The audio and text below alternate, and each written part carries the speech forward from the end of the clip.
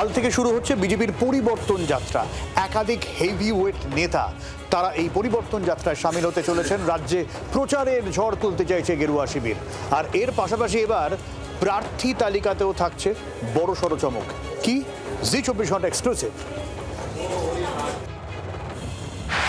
রাজ্যে বিধানসভা ভোটের দিনক্ষণ এখনো ঘোষণা হয়নি, তবে তার জন্য হাত গুটিয়ে বসে নেই রাজনৈতিক দলগুলি। সূত্রের খবর, তৃণমূল তো বটেই, রাজ্য জয়ের ব্লুপ্রিন্ট হাতে নিয়ে প্রার্থী তালিকায় নজর দিয়েছে বিজেপি এবং সেখানে এবার থাকতে পারে চমকের পর চমক। সূত্রের খবর, শুধু শুভেন্দু অধিকারী নয়, সবকিছু ঠিকঠাক থাকলে এবার হেভিওয়েট প্রার্থী হিসেবে ভোটের ময়দানে নামতে দেখা যেতে পারে শ্রমিক ভট্টাচার্য, সুকান্ত মজুমদারকেও। কেন্দ্রীয় নেতৃত্ব চাইছে সুকান্ত এবং শ্রমিককেও প্রার্থী করতে, আর তা নিয়ে ইতিমধ্যেই শুরু হয়ে গিয়েছে দফায় দফায় বৈঠক। বিধানসভা নির্বাচনে কারা প্রার্থী হবে তার ভিত্তি তৈরি করা হচ্ছে একটি সমীক্ষা রিপোর্টের ওপর, যেখানে রীতিমতো বুথভিত্তিক সমীক্ষা করা হয়েছে। সেখানে দেখা হচ্ছে কোন বুথে জনসমর্থন কত, কোন বুথে মানুষের চাওয়া পাওয়া কি রয়েছে। বিজেপিতে কে প্রার্থী হবে কে প্রার্থী হবে না সেটা তৈরি করে পার্টি।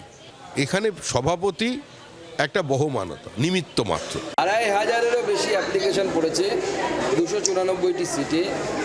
এবং কারা হেভি ওয়েট লো ওয়েট আপনারা মাপবেন, আমার কাছে দাঁড়িপাল্লা নেই মাপার। আমার কাছে বিজেপির একজন সাধারণ কর্মীও হেভি ওয়েট প্রার্থী। পদ্মফুলের সিম্বল যার পেছনে দাঁড়ায়, পেছনে থাকে, সেই হেভি ওয়েট। 2021-এর তথ্য তুলে ধরে তৃণমূলের কটাক্ষ, এবারও বিজেপির হেভিওয়েট প্রার্থীদের একই পরিণতি হবে। এখন দেখুন, ওদের পাটা ওরা গলায় কাটবে না লেজে কাটবে ওদের ব্যাপার, আমরা এখানে কি বলতে পারি। তবে এইটুকু বলতে পারি যে বিজেপির হেভি ওয়েট আর কম ওয়েট এর মধ্যে কোনো তফাৎ নেই। আলটিমেটলি যেই ক্যান্ডিডেট হোক না কেন, বাংলার মানুষ তাদেরকে বহিরাগত শত্রুদের দালাল মনে করে, বাংলার মানুষ তাদের বহিরাগত শক্তিদের এজেন্ট মনে করে। সূত্রের খবর, প্রতিটি বিধানসভা কেন্দ্রে সম্ভাব্য 3 জন প্রার্থীর নাম পাঠাচ্ছে সমীক্ষক সংস্থা। এজেন্সির সঙ্গে যুক্ত হবে জেলা ও রাজ্যের রিপোর্ট। গুরুত্ব পাবে সংঘের মতামত। প্রার্থী পদে ইচ্ছুকদের বায়োডেটা নিচ্ছে রাজ্য বিজেপি।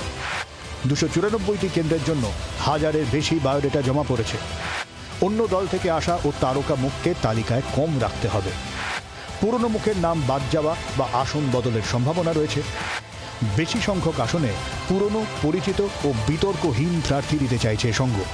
এমনকি বেশ কিছু জায়গায় প্রার্থীদের অদবদল হতে পারে, কারণ সেই অদবদলের ক্ষেত্রে লক্ষ্য করা গিয়েছে যে যারা জয়ী বিধায়ক হিসেবে ইতিমধ্যেই কাজ করেছেন তাদের পারফরমেন্স তেমনটা নয়। সেক্ষেত্রে বেশ কিছু নাম এমন হতে পারে বা বেশ কিছু নাম এমন হতে চলেছে যেখানে তারা সেখান থেকে প্রতিদ্বন্দ্বিতা করবেন না। সেক্ষেত্রে তাদের জন্য বরাদ্দ হতে পারে অন্য কোনো বিধানসভা কেন্দ্র বা তাদের নাম বাদ যেতে পারে। সূত্রের খবর, নাটাবাড়ি কেন্দ্রে মিহির গোস্বামী প্রার্থী নাও হতে পারেন। কোচবিহার দক্ষিণে নিখিল রঞ্জন দের জায়গায় নতুন কোনো প্রার্থী আসতে পারেন।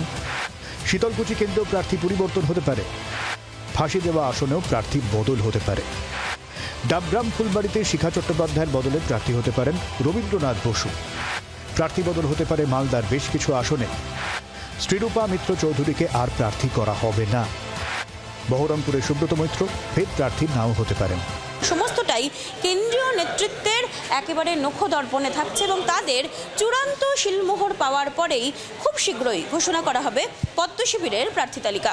জি24 ঘন্টার জন্য ক্যামেরায় শুভ্র ঘোষের সঙ্গে মৌমিতা চক্রবর্তী, সরলেক।